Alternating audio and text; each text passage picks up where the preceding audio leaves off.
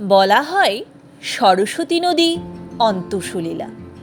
কোনো এক অভিশাপের কারণে নাকি সরস্বতী নদী অদৃশ্য হয়ে যায়। বিশ্বাস করা হয় এই নদী মাটির ভিতর দিয়ে প্রবাহিত হয়। কে অভিশাপ দিয়েছিলেন সরস্বতী নদীকে? কেনই বা দিয়েছিলেন? উত্তরাখণ্ড ভারতের এমন এক রাজ্য যাকে আমরা দেবভূমি বলি। এই দেবভূমির ছোট্ট একটি গ্রাম মানা। এই মানা গ্রামে কেবলমাত্র সরস্বতী নদীকে দেখা যায়, যেখানে সরস্বতী নদীর উৎপত্তি হয়েছিল। এরপর থেকে এই নদী মাটির ভিতর দিয়ে প্রবাহিত হয়।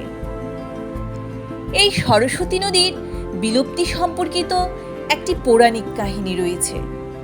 এই মানা গ্রামে সরস্বতী নদীর তীরে রয়েছে ব্যাস গুহা।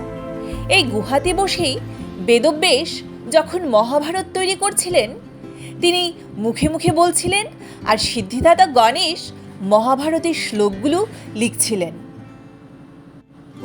তখন দ্রুত প্রবাহমানা সরস্বতী নদী তার পূর্ণ গতিতে কল কল নিনাদে বয়ে চলছিল, যা গণেশজির শ্রুতিলিখনে বেদব্যাস মুনির কথাগুলো বুঝতে অসুবিধে হচ্ছিল।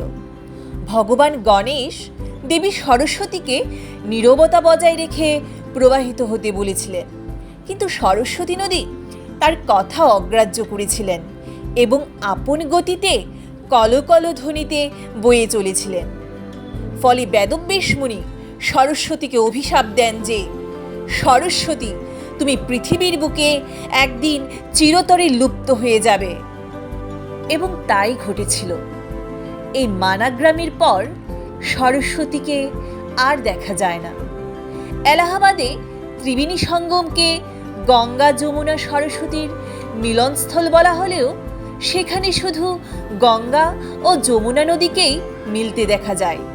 বলা হয় সেখানে সরস্বতী নদী মাটির ভিতর দিয়ে প্রবাহিত হয়। তো বন্ধুরা, ভিডিওটি কেমন লাগলো অবশ্যই কমেন্টে জানাবেন। আর এরকম পৌরাণিক কথা শুনতে চাইলে অবশ্যই চ্যানেলটিকে সাবস্ক্রাইব করবেন এবং বেল আইকনে প্রেস করবেন। অসংখ্য ধন্যবাদ।